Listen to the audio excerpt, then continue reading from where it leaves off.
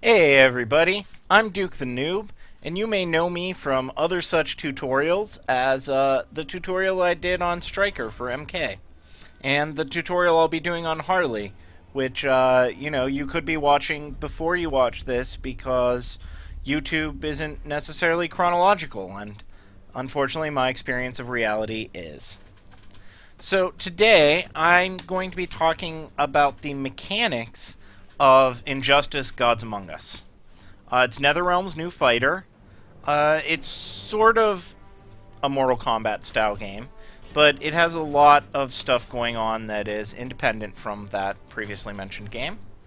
So, I'm going to sort of break down the game into its various components and talk about them. The first section I'm going to be covering is movement.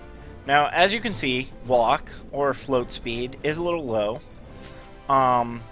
There's a few reasons for this, and one is that you kind of have to commit to actually get in quickly, so you either have to do a dash, which as you can see is pretty fast, or a jump, which hers is kind of a floaty arc, but it still, gets you in.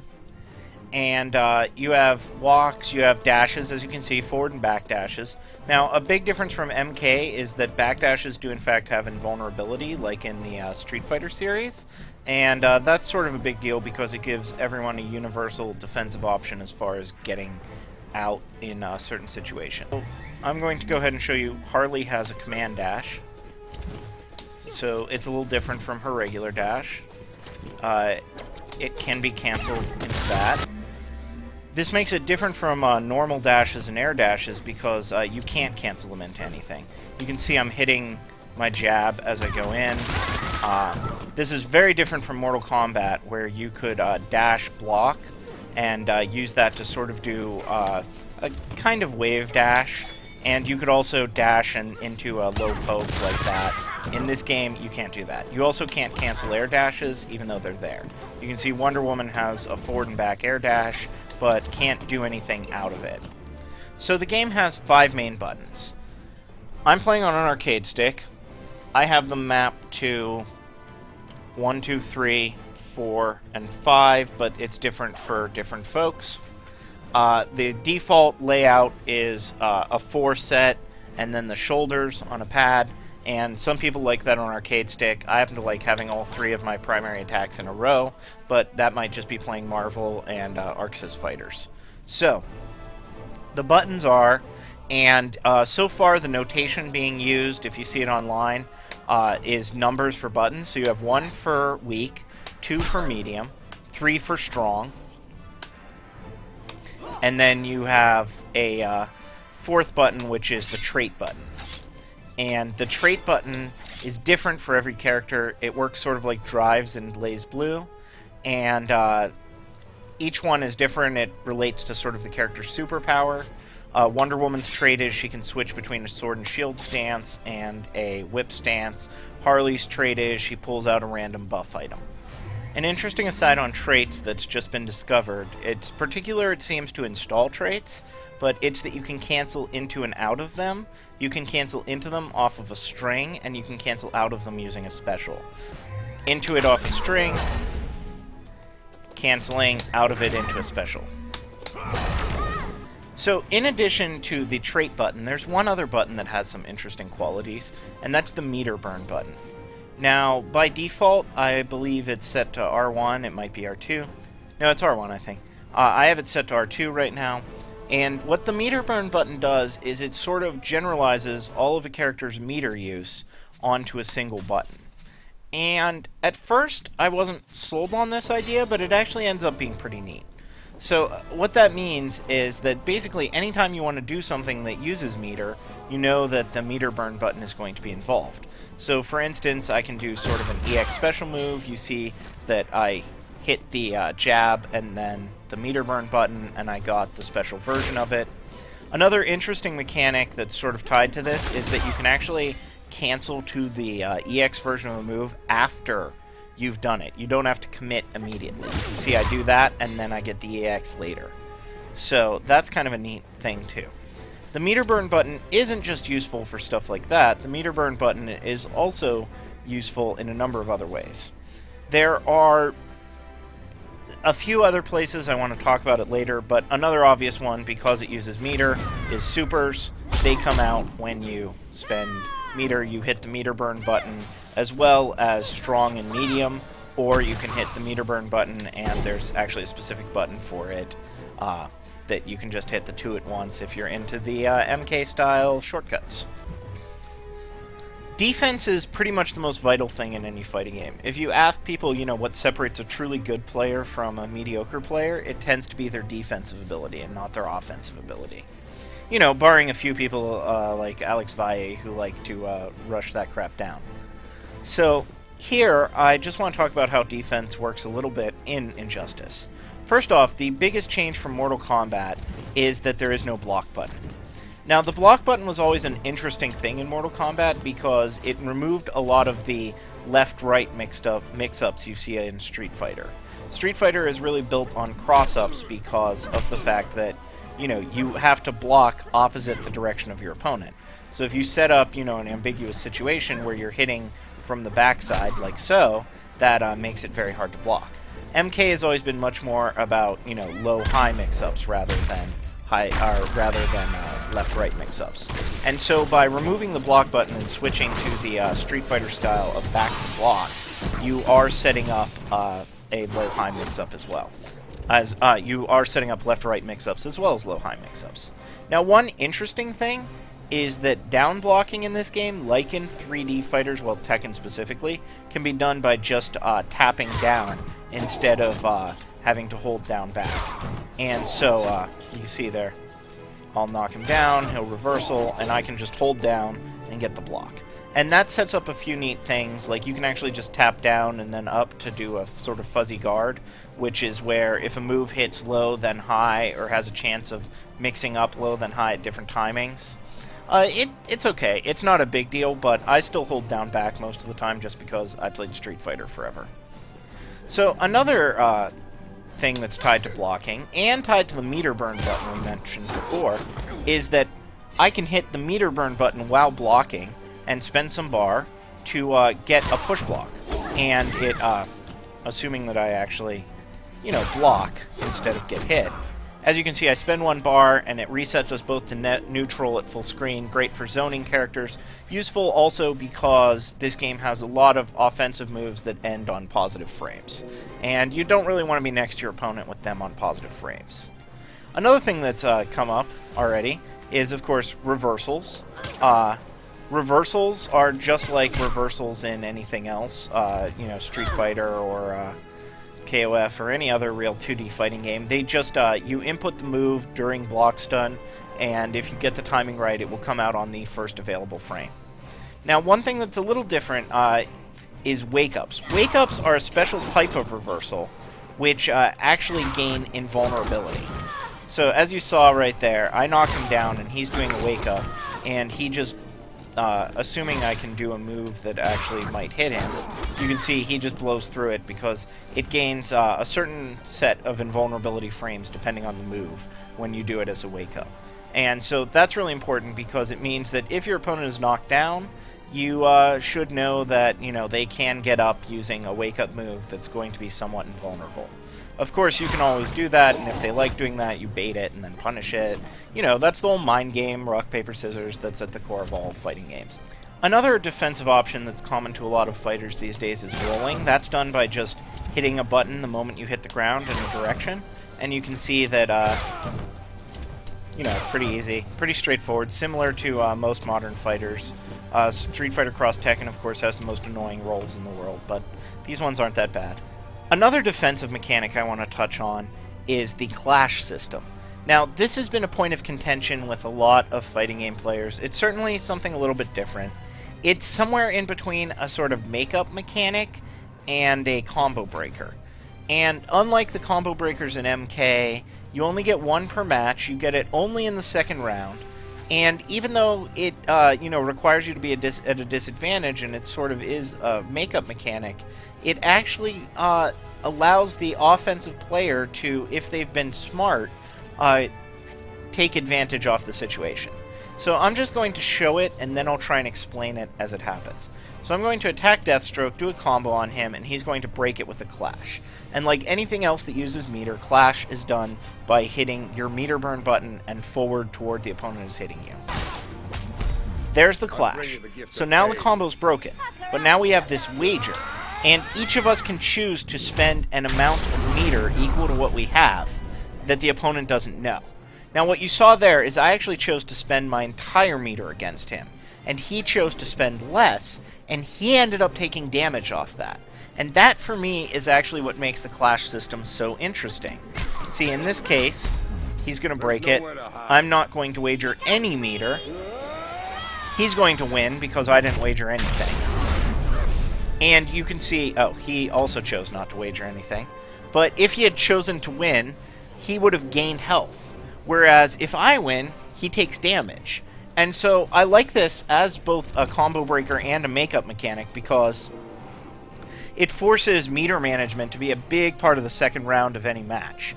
Because if the offensive player can maintain a meter lead as well as a health lead, the opponent actually is in a bad position because they can't wager enough money on the enough meter on the Clash to come out ahead. And the differential between the two wagers is actually relevant to how much damage it deals. So the more that you can wager and your opponent can't, say they have 1 bar and you have 4 bars, if you wager all 4, you're doing like a third of their health instantaneously just for the Clash. So I think that that's actually one of the neater mechanics I've seen as far as a makeup mechanic in a modern fighter. So this isn't clearly a defensive option, but it is an interesting aspect of the game. And that is that health bars, like Darkstalkers, do not actually reset between rounds. So as you can see, I just did Shazam enough damage to beat him 1 round. However, he doesn't get a full new health bar. He ends up with basically half as much health as me, and he has to chew through my entire original health bar as well as the health bar that I have for my second round. And this is pretty cool because, for one thing, it's the exact opposite of a comeback mechanic, which, since they're so prevalent in games these days, is pretty cool to see that, it isn't necessarily there. So now I'm going to bridge the gap between offensive play and defensive play by talking about a few universal options that absolutely every character has. Now, these are back 3 and forward 3. They are both charge moves. They can be held. They can be canceled out of with a dash, forward dash or back dash, and they can have meter spent on them. Now, defensively, you can use them to sort of bait by starting to charge it and then dashing out of it, like that. And offensively, of course, as you can see, you can release the charge to actually hit. Now, one of the interesting things here is that since they can be used offensively and defensively, one of sort of the crossover uses is to actually use them to gain some armor. And what you can do is you can charge up the move and then hit the meter burn button, and then it's going to gain a hit of armor. And this is really useful, like, say your opponent is like Superman here and he wants to wake up and hit me with that. I can go ahead and charge this, gain the armor, and when that hits, it becomes unblockable if it's absorbed a hit. So you can watch this happen here. Armor, unblockable, now I get a combo. So very neat little system. It works on the back one is called a stage transition, and I just showed you what that does. You hit them with it, and they get knocked into the other part of the level. The front one is a universal overhead. Now, it's a slow universal overhead, but the fact that you can make it armored makes it pretty good. So it's certainly a move to consider, and both of them can interact with your opponent in interesting ways. Now, other offensive things. Every character, another universal thing, has a sweep on down 3. They have different ranges and recoveries, but they all have their sweep on that move. There's no such thing as an untechable knockdown in this game, but a sweep does get you a knockdown, as you see there. So then, you also have chains. Now, chains are a big place where this game differentiates from Street Fighter and a lot of other 2D fighters. Street Fighter is very much based on individual hits, on linking together attacks. Now, in this game, no matter what the frame data is, there is no way to actually link attacks. And so what you have instead is something that is a lot like Tekken. And it's why a lot of people refer to MK and this game, which is a descendant of the same system, Injustice, as 3D fighters on a 2D plane. And so the way a chain works is, you're going to input a series of hits as quickly as you can, but unlike the chains in Marvel vs. Capcom or Street Fighter Cross Tekken, the moves are actually going to change based on you doing the chain. So like normally, my medium looks like that, and my jab looks like that.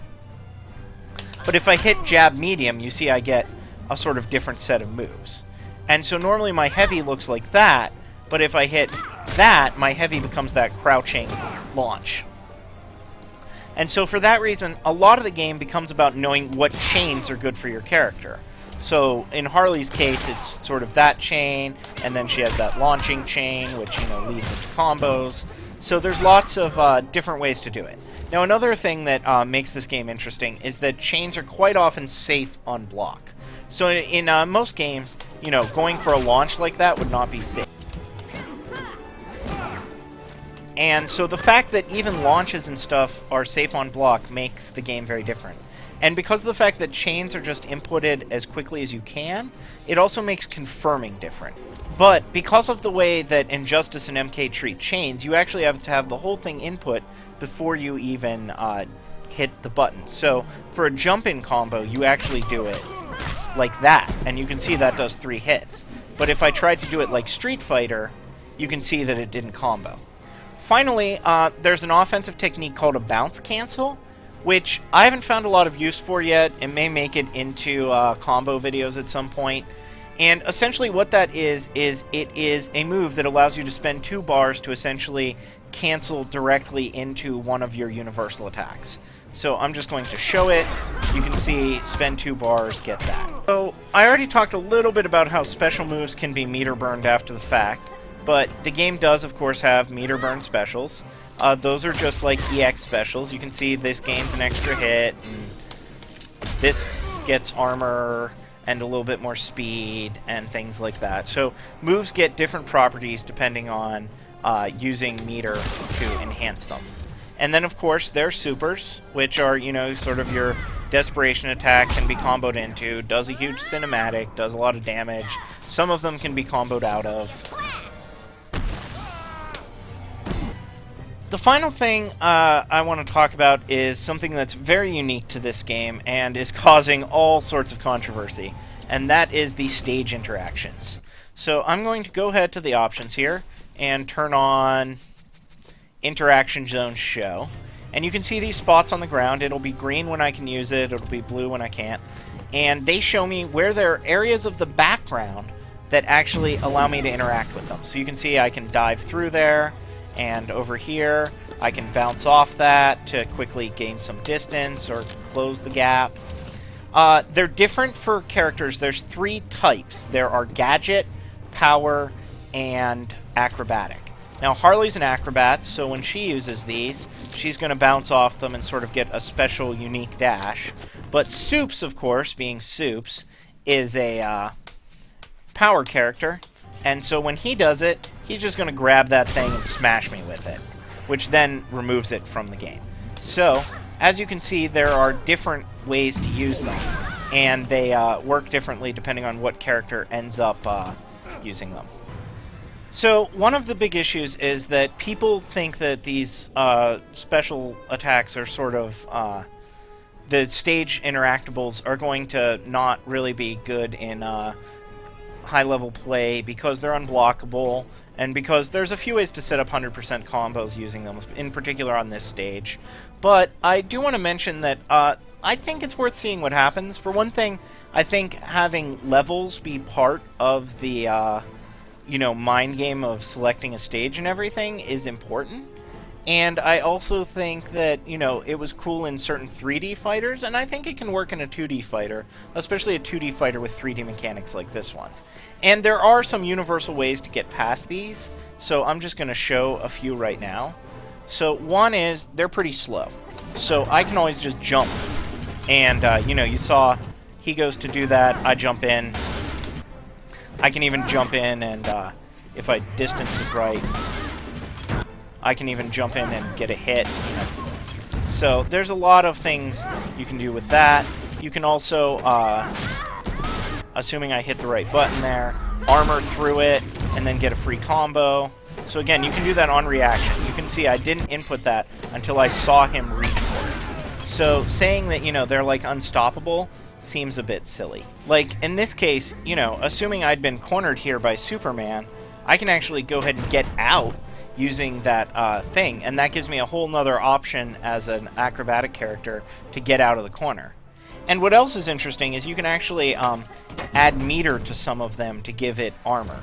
So I can't do it with Harley, but if I go ahead and take Soups here, you can see that I can hit the meter button at the same time I grab this, and I'll get a hit of armor to it, so that if they are jumping in, it just adds a little more strategy. It gives some interplay. I don't think that the stage interactions are necessarily a bad thing. There's one final area of the game I'd like to talk about a little bit. It's related to mechanics, even if it isn't a mechanic itself, and that's online multiplayer. You see I'm here connecting. Don't play it! Whatever you do, do not play this game online. Now, I have theories about what the netcode for various games equals. And I like to say that, you know, Skullgirls is good, and Street Fighters is okay, and, you know, MVC3's, well, I said this on a forum once and I think it's true. MVC3's netcode is a lot like taking your balls, taking them out of your pants, putting them in a drawer, and then slamming that drawer shut. And, you know, you may say, well, where does Injustice rank on that list? Injustice is taking your balls, taking them out of your pants, arranging some sort of elaborate rope assembly to support them in a car door, and then slamming that car door on them. And what's crazy is, unlike the drawer where, you know, you're sitting there and you have a subdermal hematoma now and you're bleeding internally and you're sobbing softly to yourself, no, in this case you look at the paste that used to be a part of your body and you open that car door again and you slam it! So whatever you do, do not play this game online. It is not the same game. You can't land anything. The netcode is abysmal. And frankly, I'm embarrassed, NetherRealm. You're an American company. You should make your game to work on American internet. Peace out, kids.